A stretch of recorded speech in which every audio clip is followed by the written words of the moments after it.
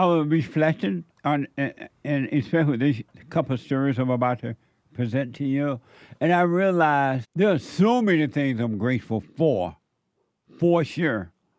But the one thing I am totally grateful for, all the way sure, is that during the good old days, they raised me up to work when I was young, and they prepared me to leave home at 18. And not just me, most of the young men and women were raised that way. But sometimes the women stayed until their husband came and got them. But we were raised to leave home at 18. And because you were prepared for it, when 18 came along, you had no problem leaving home because you were considered to be an adult and you can now either sink or swim. And the beauty about it, they weren't worried if you're going to sink or swim either. You didn't have to write every day, call every day. Mama wasn't checking on you every day because it was totally up to you. And you were raised that way. I'm so grateful for that I don't hardly know what to do with it because it's so not like that now. And as a result, men and women are weak. And not all, but most are weak. They cannot survive on their own. They cannot, and most of them stay home. They be living like with their mothers 19, 20, 30, all through the 20s and 30s and 40s, 50s and 60s until mama die. I'm so grateful for that. And another thing, as a result of being out there on my own at such an early age in life, I made a lot of stupid mistakes along the way, a lot of them, but I'm okay with that too now. And I needed those things in order to help me in whatever way they helped. But I'm grateful that I left home. And so when I moved to LA around 18, I started listening to Jesse Jackson and Louis Farrakhan and the NAACP and others, the Wicked Witch of the West. They were all talking about racism. And they were calling white people racist. And they said that the blacks can't make it because of racism. And for a minute, out there on my own, listening to these adults, because I thought, since they were in the media, I thought they were honest and that what they were saying was true. I believed that for a while. I did. I really believed it. And every time I dealt with white people, in the back of my mind somewhere, I was thinking that they were racist. And especially if they disagreed with me. I automatically thought, and it wasn't my thought I know now, but I didn't know then what I know now. If I knew then what I know now. But I thought automatically they would disagree with me because of my color, and I would be angry. And that went on for a couple of years. And then finally, as I always have been, I started to question things. I really did, like I did as a child. And I wonder, okay, so if racism is as bad as the so-called civil rights leaders and others are saying it is, that black people can't make it because of racism, because of the white man and racism, white people, why is it that the people who are saying these things, like the NAACP, Congressional Black Caucus, Jesse Jackson, Louis Farrakhan, Al Sharpton, and all those people, why is it that they're living high on the hog? I really thought that. And I'm like, why is it that their children, they're blacker than me, most of them, a lot of them, and they're doing fine. They're going to the best schools. They're getting the best education. And I'm like, how is it they're making it? The white man not holding them back, but everybody else being held back by the white. I literally thought that. I wondered and I pondered. And then I realized that I had been lied to, that it wasn't true at all. Really, it wasn't true. It was just a total lie. I even thought that for a while I started saying that white people were racist because I believed a lie. Once you believe a lie, it's nearly impossible. It's not impossible, I realize now. If you want to know the truth, you can know the truth. But once I believed a lie, you couldn't convince me that it was a lie until I started to examine myself to find out that there was no such thing as racism. I had been lied to. And that those people, the civil rights leaders, so-called, all those people and then some, they were lying to me so that they could be in power and gain wealth and fight that. And I thought, that is horrible that these people are sacrificing other black people's lives so that they can have perceived power and wealth. It was like horrible when I realized that. But I had a change of mind. I didn't believe it anymore. And when I didn't believe that anymore, I just went on, continue living my life. And because that was a part of on the way down the road, I ran into that stumbling block. And then I started to see that it was about character and not racism at all. And I went on with my life. Thank God. Because had I not been allowed to see the real deal, I'll be believing that today. At my age, imagine being this old and thinking racism as this. What would I have been and what would I have gotten out of life had I continued to believe the lie that somehow or another somebody can hold me back because of my color? What a sad way to live, huh? And I had no idea that this was like in this late 60s, 70s, 80s, right? And just imagine what my life would have been had I believed that lie, that somebody can hold me back because of my color. What a mess. And I had no idea that from the 60s to now, 2025, that these black race hustlers, that it would go from generation to generation and that they would want power and they would use this idea of racism, even though you can clearly see now that it's not true, that they would still be using this to maintain power and wealth. And that's the only reason they're using. They don't believe it.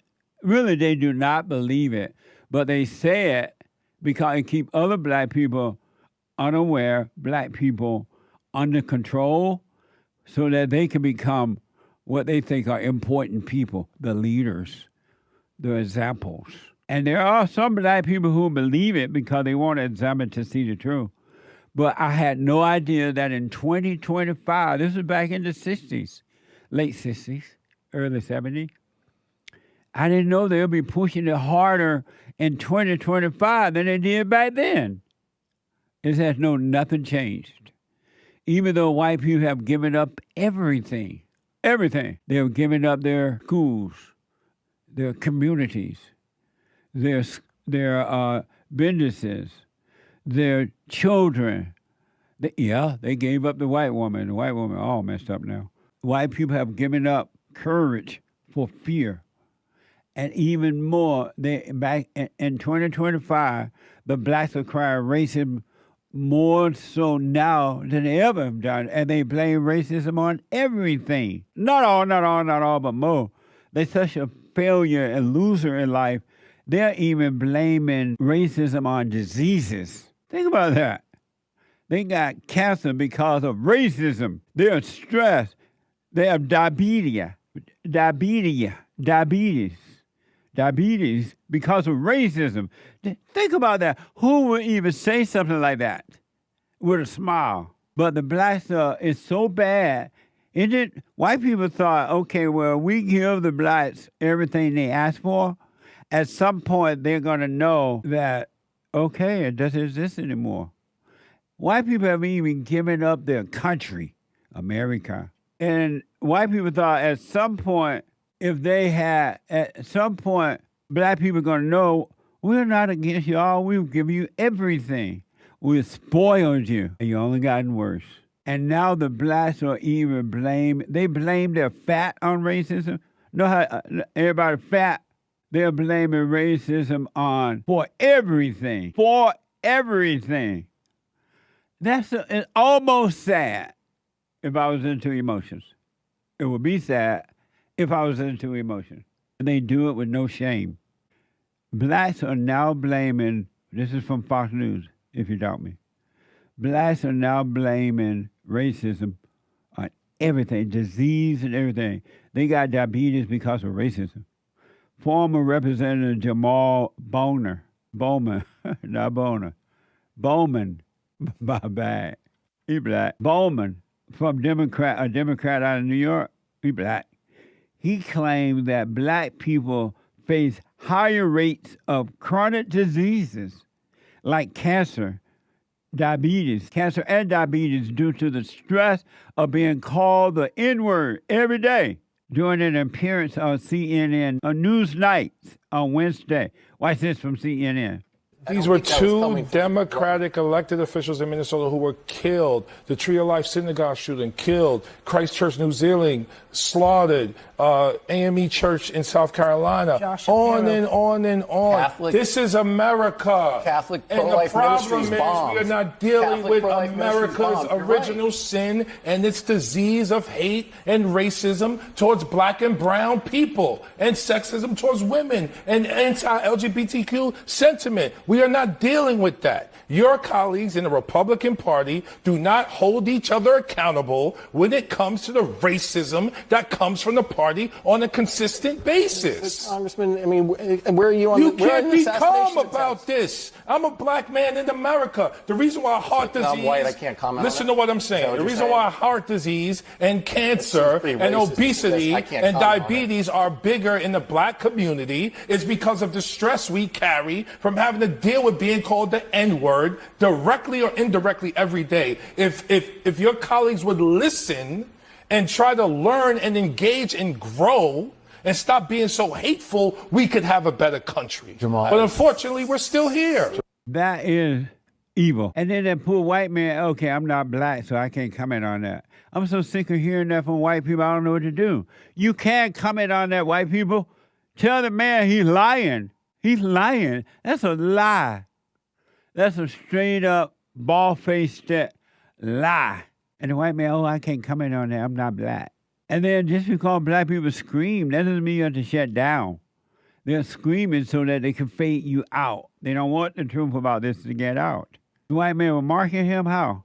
He was being sarcastic. About saying He's what? saying, oh, I can't talk about this because I'm white. Oh, that's what he said? Yeah. Oh, I thought he was saying, I can't because I am white. But he was being funny. Sarcastic. Right. Oh, okay. But he couldn't shout down the loud, pushy black guy. That's one thing for sure. Screaming like mama.